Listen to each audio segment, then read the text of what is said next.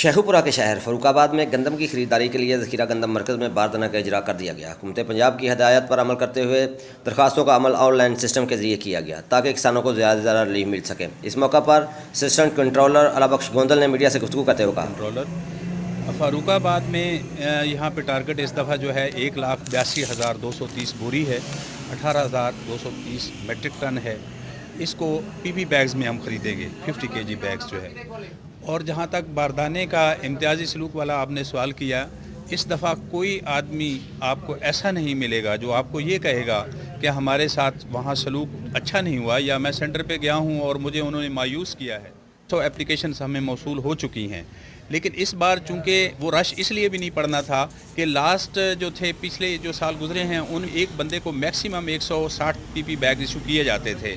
اب 1000 پی پی بیگ تک ایک بندے کو ایشو کیا جا سکتا ہے اگر وہ اس کا استحقاق رکھتا ہے تو اس لیے رش بہت کم ہے۔